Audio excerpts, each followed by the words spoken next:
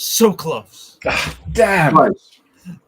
The IBGN Oh. Internet Radio Network, and now syndicated on TuneIn Radio. Every time you think you got it, I'm going to change it on you, Adam. Yeah. So it would seem, Rob. So it would seem. That's all right. That's because we keep growing. Today, we're going to discuss serenity in leadership. And with the week that I've had, serenity sounds like a good thing. We have a special guest, Thom Dennis, to help us with the discussion.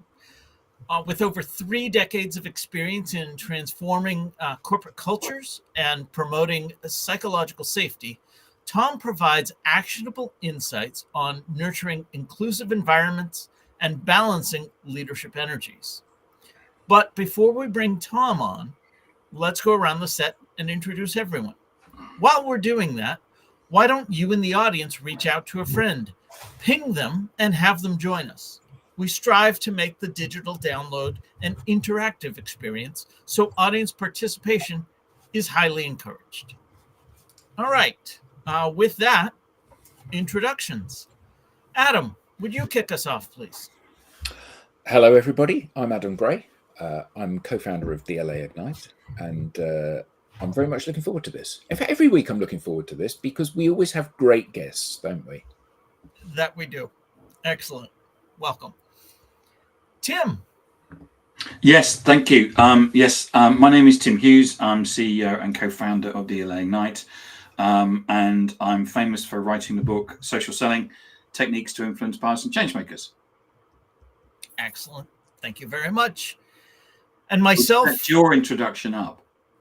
Yes. I'm Rob Durant, founder of Flywheel Results, a proud DLA Ignite partner, and I'm not famous for writing anything.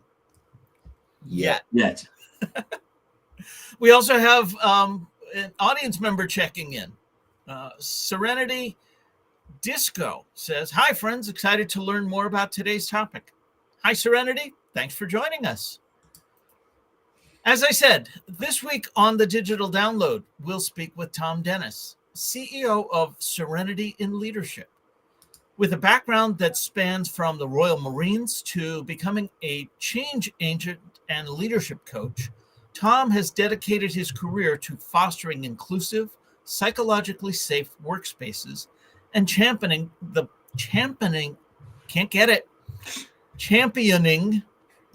balance of masculine and feminine energies in leadership. There, nailed it. Excellent. All right. Thom, welcome, and thank you for being a part of this morning's show. Thank you. Thank you indeed. It's good to be here. Thom, let's start by having you tell us a little bit more about you, your background, and what led you to where you are today.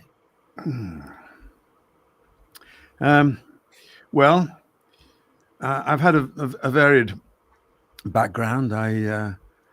Which really was influenced quite substantially from my early days at boarding school, where I experienced a headmaster who abused his position, and it led me to sort of have, as I grew up, this sense of justice. What is justice? What is fair? What is right? And a kind of sense of outrage at the abuse of power that certain people have when they are in positions of power. And really that it almost became dormant during the Royal Marines, because on the whole, the standard of leadership was extremely high. Not always, but very, very often. But when I came into the corporate world, I began again to see people in power who didn't know how to wield that with any sense of responsibility, and therefore it sort of, I think, awakened this old hurt in me, and I really became very determined to try and help leaders who've got incredibly difficult jobs, CEOs, incredibly difficult jobs, but how could they do those and bear responsibility for the outcome of their actions on the people, and now more recently, of course, the environment. So in a sort of a nutshell, that's really sort of outlining my purpose and my passion. So when I started out in the corporate world, which was back in 1991, I said I bring healing into business, because actually between leaving the Royal Marines and going into the corporate world, I became a Reiki master, sort of learning about the energy healing, and then set up my first consultancy. And so over a period of time, it sort of morphed into making organizations psychologically safe for people to work in. And that only happens when you have a leadership that has that sense of responsibility, I think.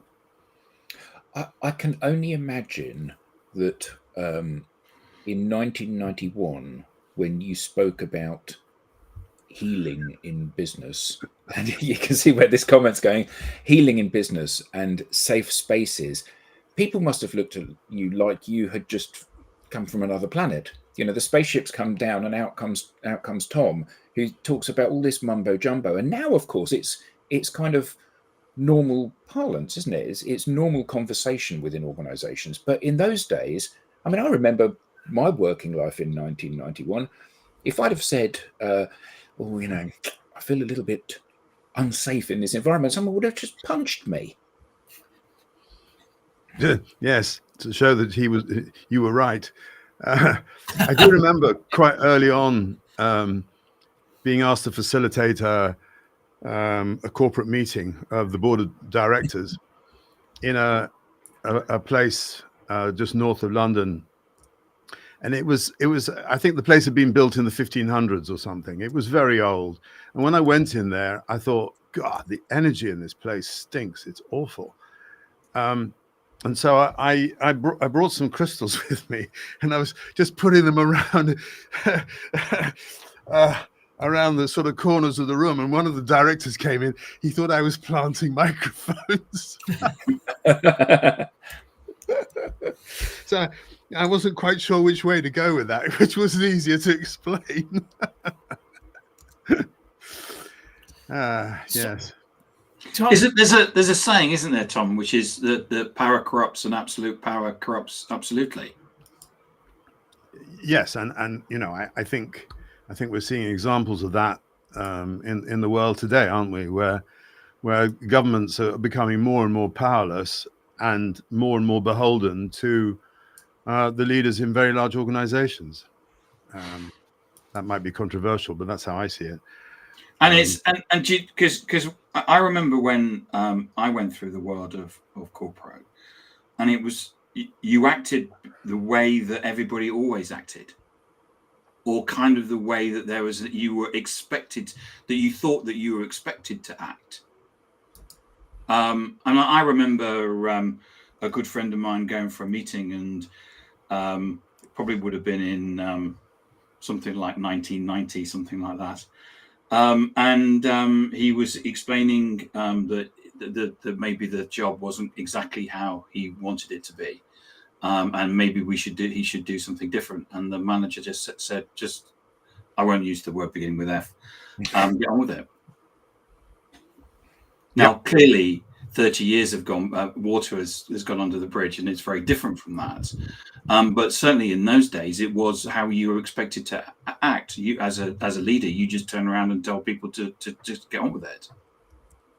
And there are still organizations like that, I think. Yeah. There's still a lot of organizations that are very command and control, top down, and stuff like that. And I think that it still exists. Yeah, there's.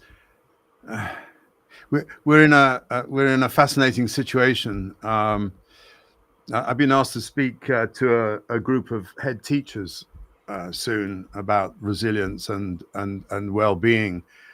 And I honestly don't know very much about the educational system now. I'm sort of kind of out of touch with that. But I've been doing a little bit of research, and there's this resurgence of a very autocratic way of running schools now, which I had no idea about, which funnily enough originated, well, not funnily enough, it's not that surprising, originated in the US with this word slant. So we've got this continuum, I guess, from the really sensitive and caring and soft approach, if you like, to the way you teach, going right the way across now to something that wouldn't be that uncomfortable for Genghis Khan and his ilk. I think that's really interesting, because I mean they're getting very good results, depending on how you measure these things, on the autocratic end. And I'm wondering what's going to happen with those people when they go out into business, because that's very unlike what typically is described as the Gen Z. So if we've kind of talked about what our experience is and what they've been, what is it that we should be doing? If we think about, I think that everybody who watches this show wants to come to work and be their best selves, because that's kind of the culture that we've tried to set and try and talk about. It's what I do. I know it's what Adam does, and I know Rob does it as well. And we don't always get it right, but we'd like to. But so what is it that we can be doing as leaders to set the psychological safety for people, to make people feel empowered, to make people want to come to work, and come to work maybe for us, or certainly the leaders that are watching? Thom, before you answer that, because I do want to hear that answer, can you please clarify first what is meant by psychological safety? And then share with us how we would go about as a leader and implement that.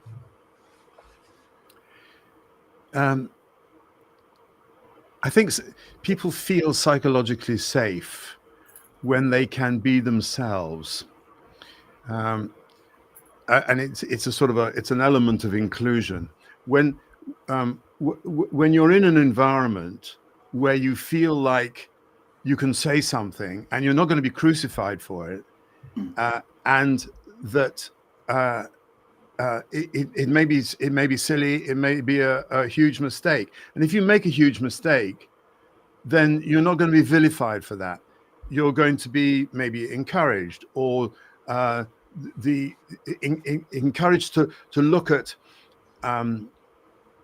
where is that decision taking us. I often do this in coaching, where it's not about saying, no, you're wrong, this is the way to do it. It's okay, if you do that, then tell me about the consequences. Or you might be coming up against this challenge, how would you go through that? So you're developing the person's agency, that awful word, but and helping them feel like by being themselves, warts and all, it's okay. So yeah, and that's what leads to a sense of real team and inclusion, which are so important. I think the moment you don't feel safe, you're going to hold back. You're going to kill innovation. You're going to kill creativity. It's not a nice place, but it's a place that an awful lot of people are very used to, unfortunately. Adam and I did some work, are doing some work at the moment with Salesforce, the CRM vendor, and we happen to be working with a part of a team of a person who is a particularly, what I would call, an inspirational leader, and the team is just amazing. We have it's a real diverse team. There's just an energy that comes from it, and all the different personalities. It's just like You know, when you talk about inclusion and diversity, and that should be the driver for innovation. Sitting there this week, listening to that team from Salesforce, I just felt the energy of it. Mm. Yeah. So anyway, my question was, how do we create this, Thom? Well, perhaps you should ask the leader of that team, but We should get her on, actually. her name's not Vicky, is it? No, it's not. No. Yeah, because that's one of the Salesforce people that I know, and I know Vicky is Salesforce as well. I can imagine her creating the same sort of environment. I think the first thing is, we can talk about knowing oneself. I really feel like the key leadership skill for the future, for now, and the future, is self-awareness. So understanding, because if you really understand yourself and you understand your drivers and your beliefs and your values and all those kind of things, and you come into the environment with a level of humility and vulnerability, then you know that you don't know lots of things. And if you can be authentic about that and say, I come into this, I'm not the all-knowing leader, because I think in the past leaders felt like they had to, by showing any type of weakness, that they would not be respected, and therefore they used to. That's where all the directive stuff came in. I mean, it's fascinating how many directive leaders are actually leading from a place of fear. So let's just use the dangerous word, love ourselves, and know that we have foibles, we have biases, we're human, and therefore there will be. That's why I like to get a leadership team sitting in a circle, because there's very little hierarchy in a circle. And this whole concept of, you put a little table in the middle of the circle, and it's like somebody has a problem, and they get up and they go and almost metaphorically put it on the table. This is my problem. And they go back and they talk about it, and they sit back, and then somebody gets up and says, I'll pick that up for the moment, because this is my area of expertise. And when I've done my bit, I put it back in the middle and somebody else picks it up. And the leader might just have set that up and allow it to flow, because he or she is not concerned for their ego that they somehow have got to show themselves up to be in command or in charge. They let that go, and the leadership is that creating of the space where it's sufficiently safe for people to take risks and allow what emerges. And sometimes you've got to say, whoa, hang on, we're going a bit off piste here. Let's go back. Or it looks like we're going off piste, but I'll let it run because I'm curious as to where it's going to go. Whatever. It's allowing.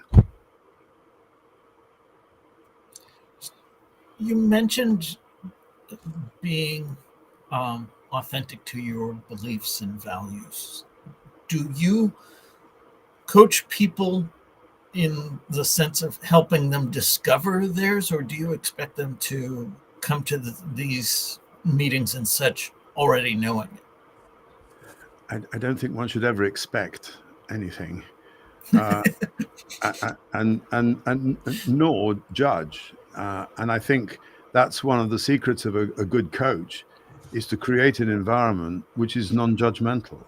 And that sometimes can be quite difficult, but the more that one knows oneself, the less that interferes.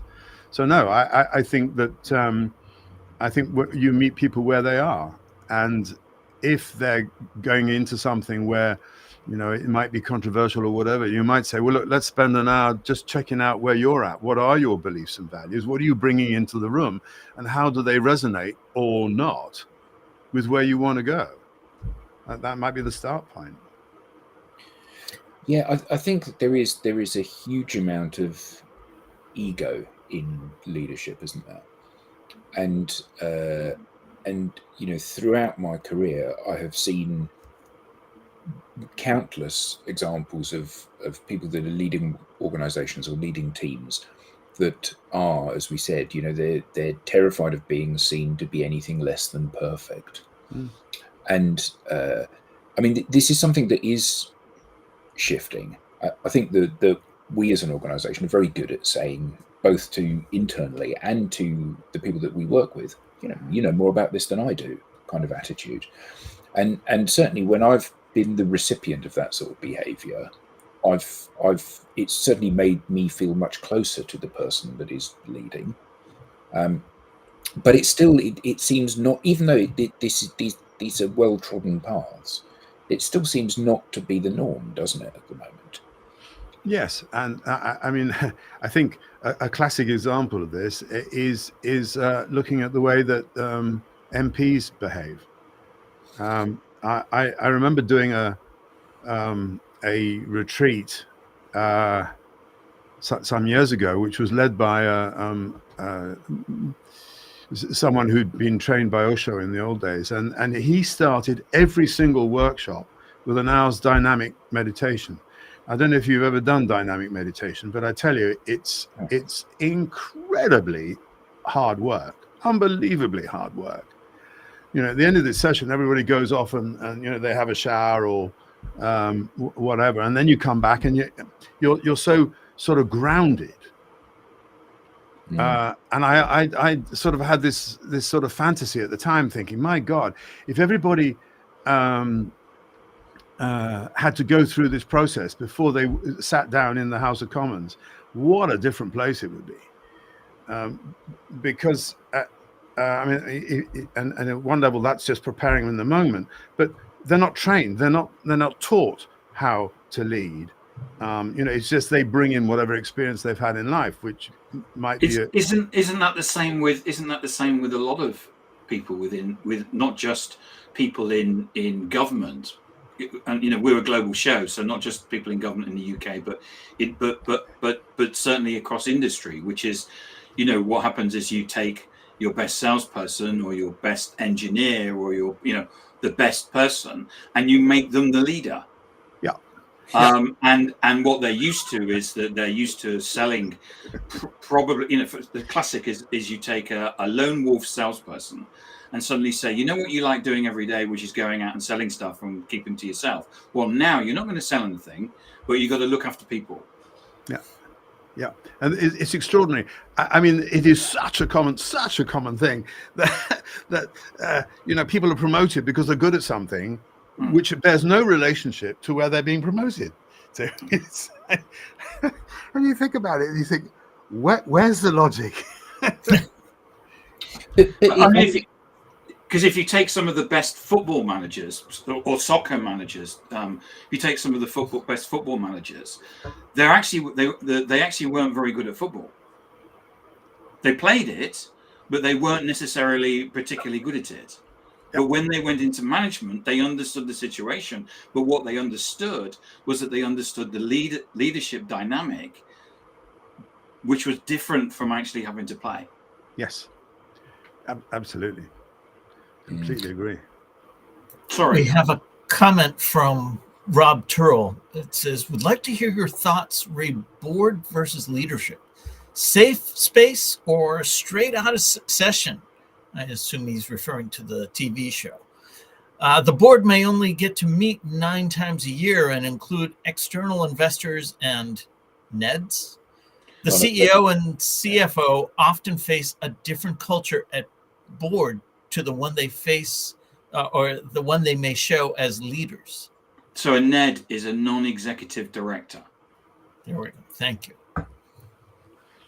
There's a whole number of different things in there. I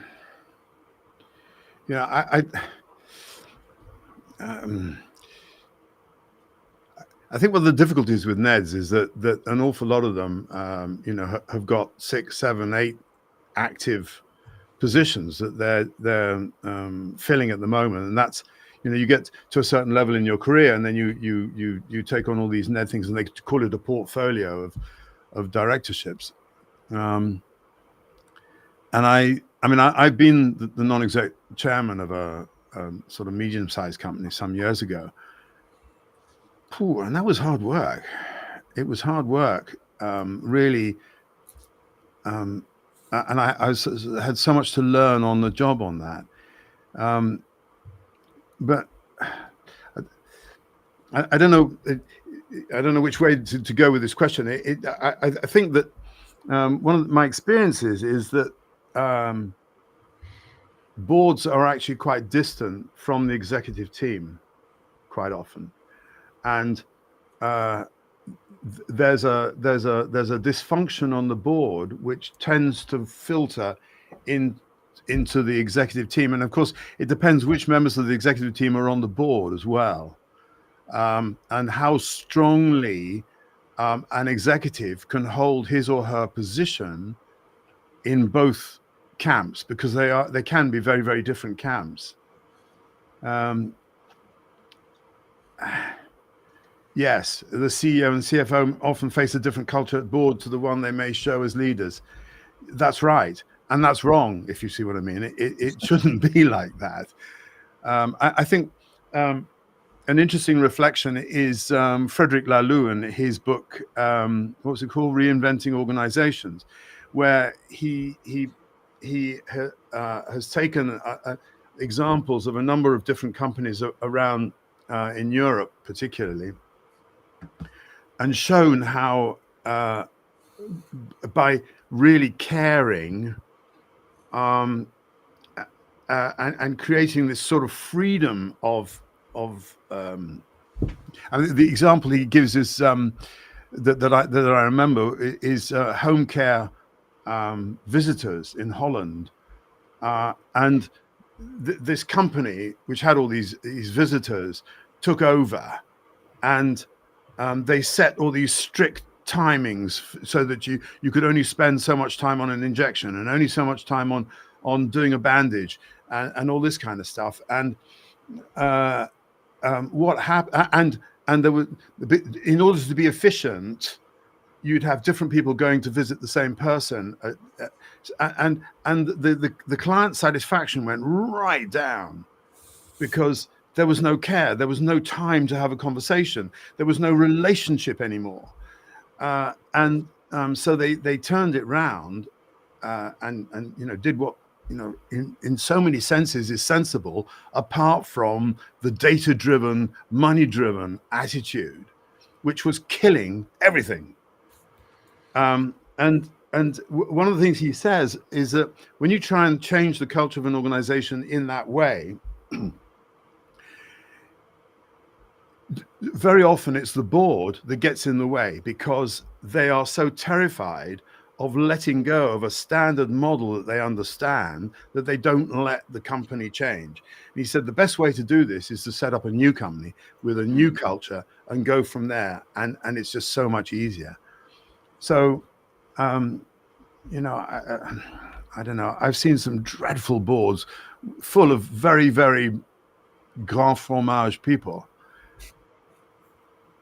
So, I don't know. It's interesting to me that you said the data drove their actions, and because there was no measure of relationship or the return on investment, because there was no measure of the return on investment in relationship or humanity, it got neglected. It got disregarded completely. Is there a way to measure for humanity? How would an organization go about doing that? Well, talk to the customer for a start. I get a delivery of organic food each week, and they've gone this way. They've got, they send you a text and say, "Oh, we're going to deliver," and this is the time slot within which we're going to deliver, and all this kind of stuff. But you talk to the drivers, they're miserable because they used to have the same route and so on, and now it's a computer or an AI that's driving them. And you get these ridiculous texts that say, "Oh, we're going to deliver," and it's about within about 3 minutes they're going to deliver, and you know, one phones up the headquarters and they say, "Yeah, I'm sorry, we don't have the flexibility we used to have because we've got this new system." It's like, hello. Yeah. Well, we've improved it with a new system, yeah. which now doesn't tell you when we're going to deliver until just as we're delivering. And there's the famous thing, isn't there, that the Amazon drivers don't have time to go to toilet. Yeah. So they have their own ability to do it in the vans on as they're driving around. Yeah. Well, because there's this prankster guy that's actually then sold the contents of what they on Amazon.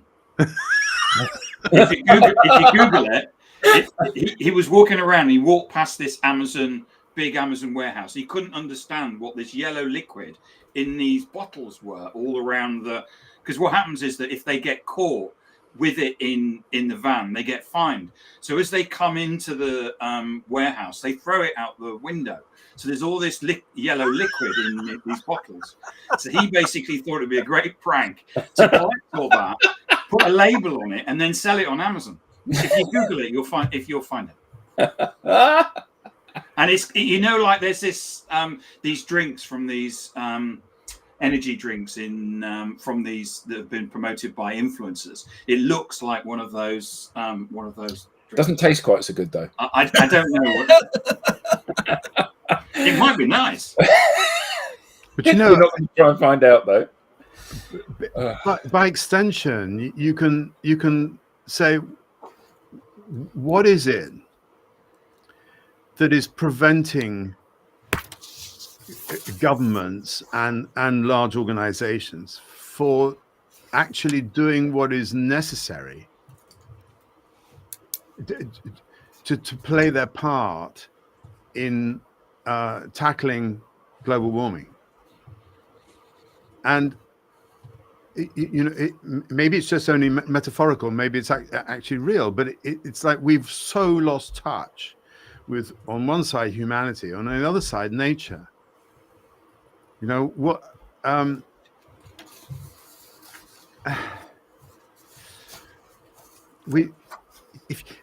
we're so out of touch. I'm not a vegetarian. I mean, I do eat some meat, but I remember doing some work for an abattoir some years ago, and actually wanting to go there and see the place and feel it, and understanding what actually is entailed in getting what you see on the supermarket shelf. And it's like, we need to do that. We need to do that. And I mean, I did a workshop some while ago where part of the workshop was actually to see an animal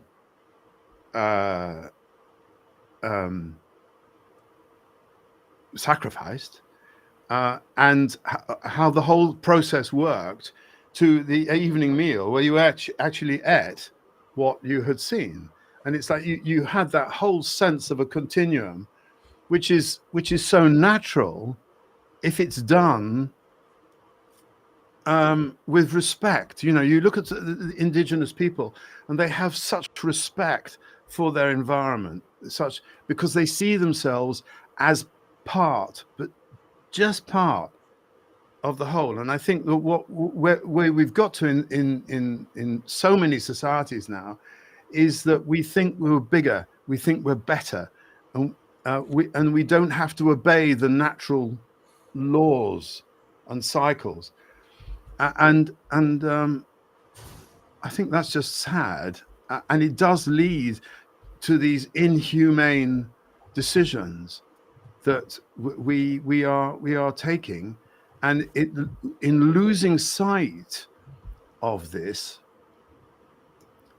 it creates a vacuum within which we can make decisions which are not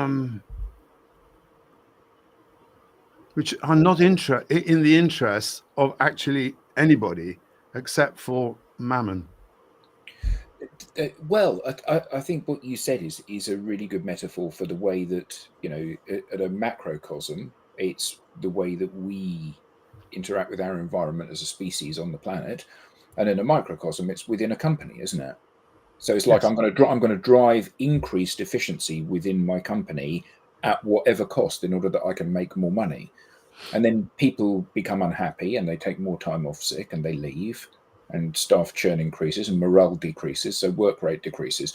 So the very goal that you've chased, your behavior has driven that goal out of the door. And actually, you're then fighting a rearguard action, aren't you, to try to salvage stuff because so much of it is broken, particularly the trust between the organisation or the leadership and the people that work within the organisation. And I think there's a famous saying, isn't it, that the beatings will continue until morale increases. Yes. Yeah, right. Yeah, absolutely. But I think that's very true. But I think one of the things that's interesting is that every now and again, we talk to an organisation, and it's clear that they are trying to do more than just assess the numbers on a balance sheet. Clearly, that's part of the purpose of the business, is to make money, and clearly what they're trying to do is to make as much money as they possibly can. But they realize it's not the only measure of success, and there are other things that need to happen because A, they're profitable long term to do, but also B, because they're the right thing to do. And we're starting to see more of that, but it's still a long way to go, I think. Yeah, I often talk about Patagonia and as an organization. It's an organization I've got such deep respect for. But if you talk to them, and I did a podcast interview with the guy who used to be the head of HR, and he kind of he scoffed. He said, "Appraisals? We don't have appraisals. If you've got something to say, you say it. It's part of the whole culture. ROI? We don't bother. Nobody ever talks about ROI." And yet it's a $2.2 billion organization where now it's populated, I don't know what percentage, by people whose parents worked there, and as children they were in the creche. Yeah, my daughter bought me this for Christmas, the book of the founder of Patagonia, talking about what his vision was for it and how he has operated the organization. And it's really interesting, isn't it, that all of his massive wealth. Have you got one of those as well? Well, Let My People Go Surfing. Yeah, which was his first book. Yeah. And then he wrote a book called The Responsible Company. And what I really liked about that was he said people are looking to say that their company is sustainable. And he said there is no such thing. There is no such thing as a sustainable business. We all take out more than we put in. So what we've got to be is responsible. Sorry, Adam, I cut you off. No, I think that's absolutely right. And you look at the dear. I mean, creches and caring for people and them as human beings, not just as workers.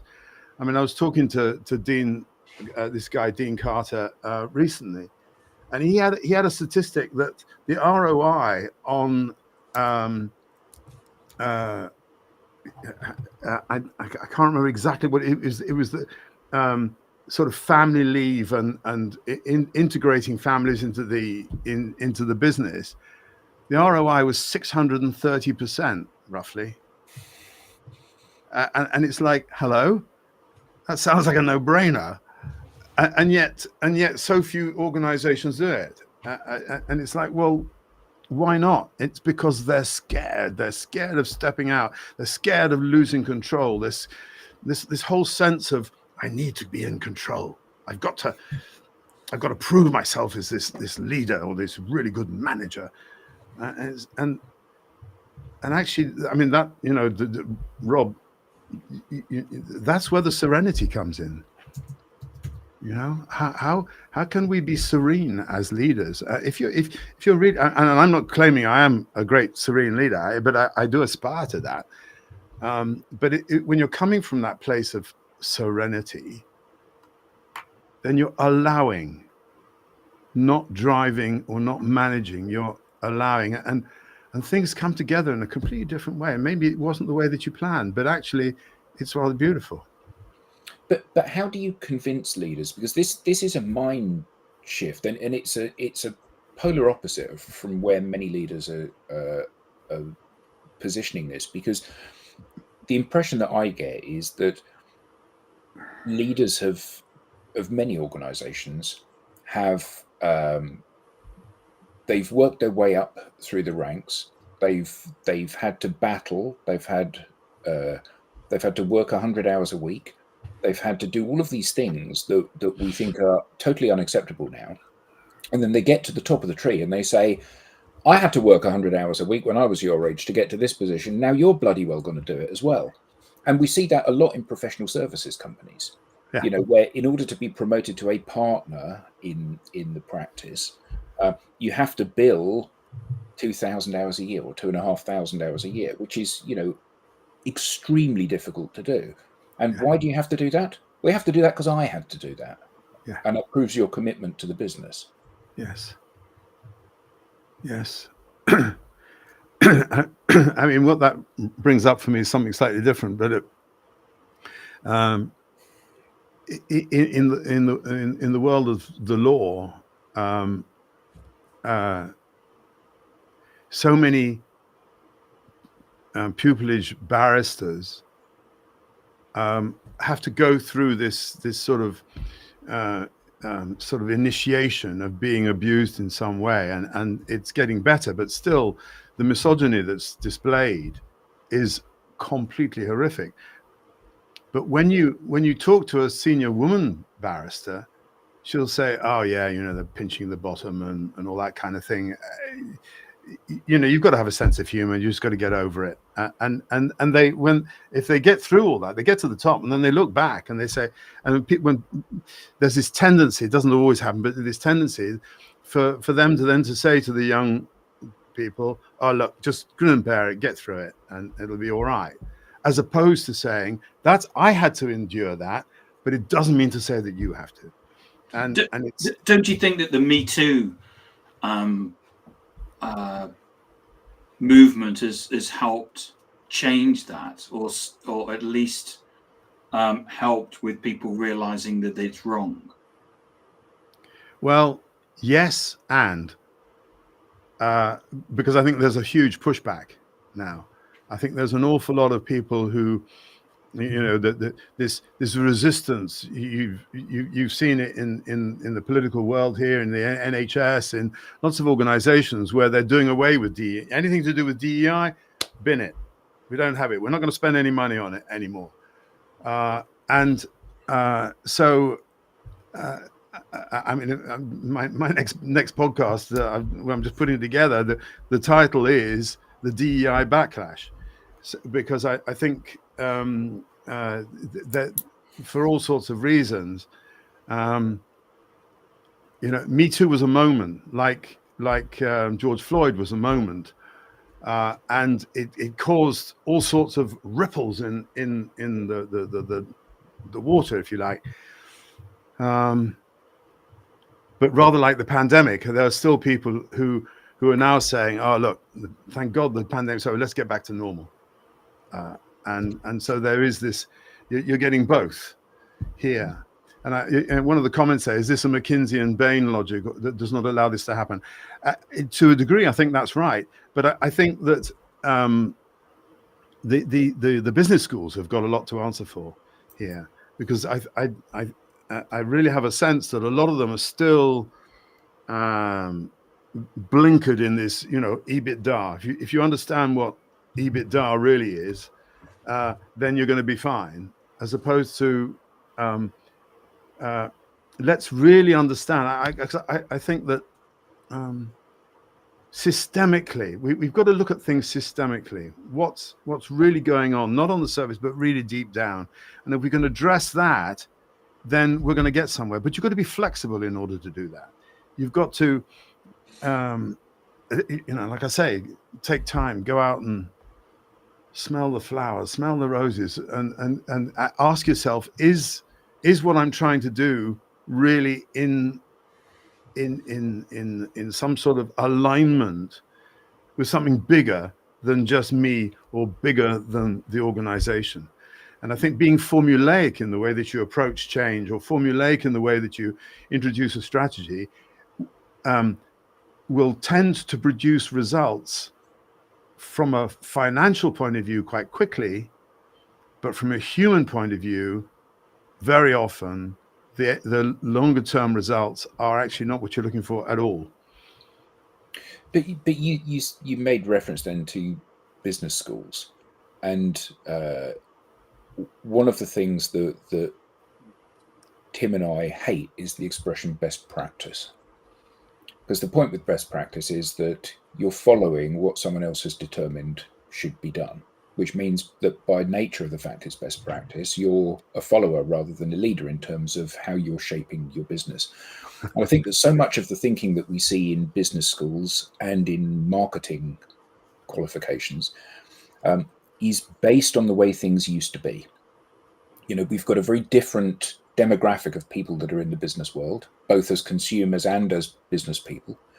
We've got a digital first way of everything that we touch, how we shop, how we engage with people, how we communicate with people, how we build networks and forge relationships with people. And yet we still talk about digital marketing as if print marketing and TV has any relevance at all in the modern world, which of course it doesn't. And the problem is that so many of these houses of cards are built on what are now fallacies. It's the way, you work 8 hours a day, 5 days a week, 40 hours a week. That's what you work. You build a campaign which is multi-channel, which includes email and telephone and advertising on billboards. And it's madness, utter madness. And yet that's just the way it's always been. So that's how we need to do it. And this stuff is taught. So young people are coming out of having got their marketing degree, and they understand how to buy radio media. And what relevance does that have? Absolutely zero, but it's still being taught.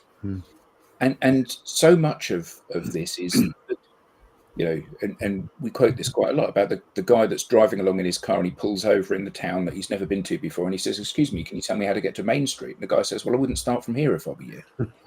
and the point is that we're in a really bad place in so many elements of business and education, because 9/10 of what's being taught is completely irrelevant today, isn't it? Yeah. Yes. I saw that one of the comments here was, how do you do the Sir Harvey Jones troubleshooter management by walkabout in this hybrid world? I think it's a great question. For our global audience, Tom, do you want to explain who Sir Harvey Jones is? He was he really came to fame when he was the CEO of ICI, which was the biggest chemical company, and then he had a TV program, didn't he? That I can't remember what it was called now, but it was called Trouble at the Top. Right. He was a kind of troubleshooter. You'd go into organizations and sort them out. And it's very interesting because I've with lots of my sort of CEO coaching clients, and really encourage them to get out from behind their desk and go and walk around and talk to people. And it's amazing the difference that can make from all sorts of directions. But now in a hybrid world, I think one of the things that they can do is to say, if you're coming into the office, you are not to do emails. Yeah. So, part of the whole point of having meetings is to create community. And so what we need to do is to have spaces where people can get to know each other and talk to each other, preferably in an informal environment. That, Tom, that is the best idea I have heard in 2024 so far.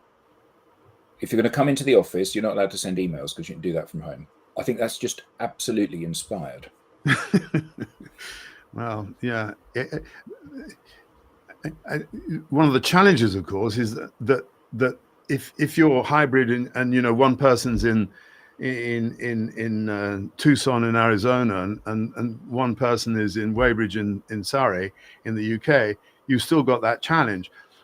But I think there are things that you can do to explore.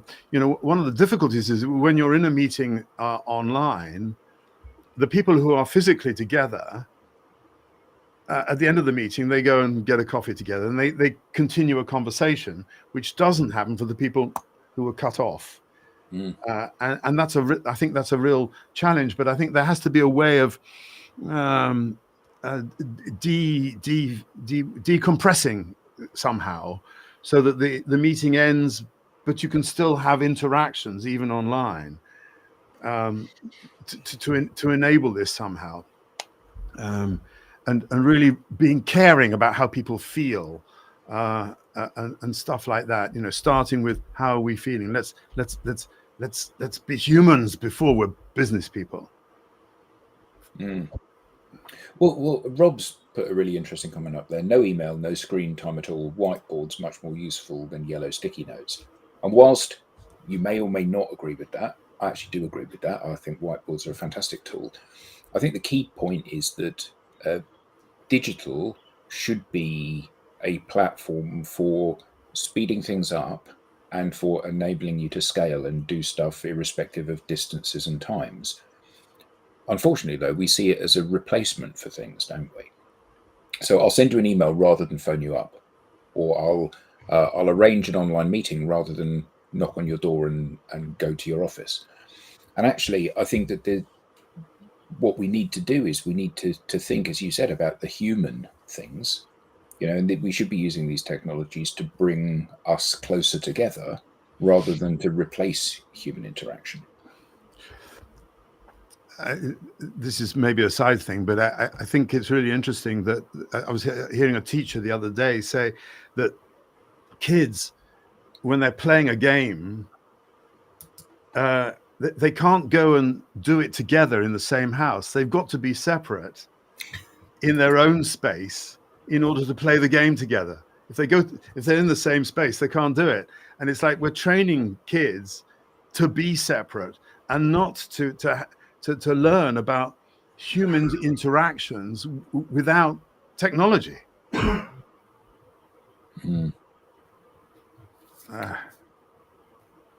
Thom, this has been a fantastic conversation. Thank you. How can people learn more about you? How can they get in touch with you? Well, please email me, Thom with an H, Thom at serenityinleadership.com. I'm on LinkedIn. I'm on, and Serenity's on Instagram and not TikTok. All the platforms except TikTok. And I'd love to continue the conversation. And I suppose that just to finish, this sense of particularly CEOs who've got such difficult jobs today, because there's so much more that they're being asked to manage and to be responsible for. And I think that if there are ways in which we can help them, I really love to do that, because it's so hard for them. I don't want people to feel like they're wrong. It's just, how can you be better when there's so much pressure and so much demands on you? You don't have the space to do anything. So get in touch. And LinkedIn's a good place. I like that approach. It's not right or wrong. It's just, how do you get better? Excellent. Brilliant. Thank you. So thank you, Rob, Tim. If you have something to say, we want to hear from you. Scan the QR code on screen or visit us at digitaldownload.live and fill out the Be Our Guest application form. On behalf of the panelists, to our guest Thom, to our very active audience today, thank you all, and we'll see you next time on the Digital Download.